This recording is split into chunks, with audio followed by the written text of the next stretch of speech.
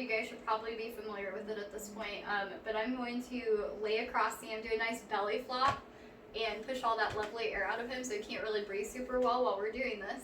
So, nice flop. He's prepared at this point. And then I'm going to get a nice bend in his arm, and while I'm doing that, I'm going to bring my right hand, snake up under his bicep, and lock onto my own wrist to stabilize and keep that there. At the same time, my left hand is coming up on his wrist. Sorry, y'all, laying up on you. My left hand is coming across his wrist, and I'm going to try to be rubbing his skin this way across it.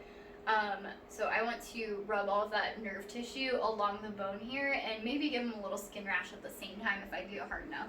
So locking onto my own wrist to stabilize, and then rubbing across his wrist with my left hand. Alright, so another one, you're going to pick up on his arm with your hand while you're also kicking up under the shoulder with your foot. And you want to get nice and locked in place there. And then step across their face, sit down very carefully, okay? You don't want to hurt your uke. And then you're going to take their arm and stabilize with both hands. You know, lock it between your knees here. You're pulling back here using your knees as the fulcrum while you're also leaning back a bit. And that's all there is to that one. Another one that Mr. Paxton really likes, and you can scoot back this way probably so we have more room. Another one Mr. Paxton really likes is picking up on this arm again and picking up with your foot as well underneath the shoulder. You're going to flip them onto their stomach, like such. And then get into a nice deep stance here. And this arm, you want to stabilize against your stomach. Your left hand sliding down for control, locking onto the back of their elbow here. Hope you guys can still see with my knee in the way there. And you're going to try to drive his whole arm down into his shoulder joint. It's not super comfortable from the get-go. And you're not losing control. You're still hand in hand with him. So keeping that control there so they can't get out of it. But this is really good because it gives you great control while they're on their stomach. They're pretty much defenseless. They can't come back around and be trying to kick and punch at you. So do this. And you're done. I did. Okay. So going into the scarfel pin, this is the very most basic introductory pin that we teach you guys. We actually use it in grappling instead. It's not Aikido to my knowledge in nature. But you're going to simply lay down on top of them, take your right arm and snake up under their neck, and this works really easily from both sides. Take their right arm and you're going to put that up in your left armpit. Spread your legs are out for stabilization, and then both hands are going to be grabbing and tucking up on the gi on their right shoulder then. So that's going to keep you locked in really well. Tuck your head and you're squeezing as tight as you can into you. Trying to push all of that air out of them, trying to force them to exhale. So squeezing super tight here and then leaning back into their chest. So you want to deflate them. So that's all there is to that. Another super simple one from getting them down on their stomach. So you got them down, you have control of one arm, you want to keep that control and get them to tap out and give in.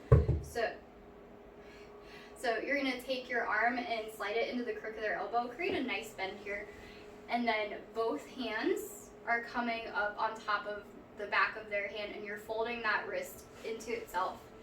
Keeping that elbow locked into your belly button here or somewhere in your stomach, pushing up against your nice six pack and then pushing their wrist in on itself with both hands. It doesn't take much on this one. Super easy. The unfortunate thing is they still have that other hand totally free to try and get you. So don't be tucking up onto them so much. Try and keep your head back out of the way and be ready to, you know, run away or get ready with another attack, pin, something to control the fight and get the upper hand. So there's that one. Do from the roundhouse attack for jiu-jitsu blocks and counters. So he attacked me. I had his leg under control for the roundhouse. So I'm going to tuck up under my armpit here and then keep control with the crook of my elbow here on the left arm And I'm going to keep that in place here, and then with my right hand, I'm coming up just below his knee, along the boniest part of his shin. That's going to hurt like a son of a gun. So come over here and then lock on to your own forearm, and you're kind of rubbing here, getting that nerve tissue to rub across the bone here, rub across the shin, all of that. It's not comfortable. So rubbing here and keeping pressure downwards on your own forearm, and then you're leaning back at the same time. It doesn't feel great.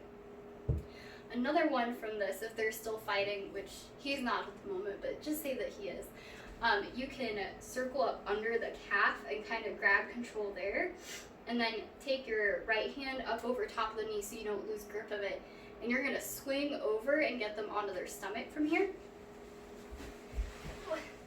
Not falling down in the process. Sit down on their backside, and then both hands come up under the knee, and you're pushing yourself down on their bottom and pulling back on their leg. Give it a nice stretch for them. Okay, so this is another pin for Aikido, actually.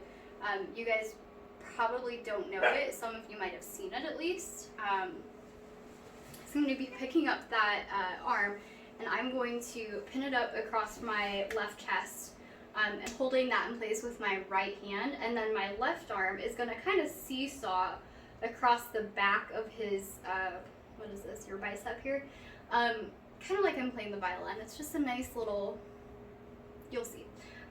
So kind of sawing across that muscle there while I'm turning and twisting into his head, and then putting some pressure downwards as well.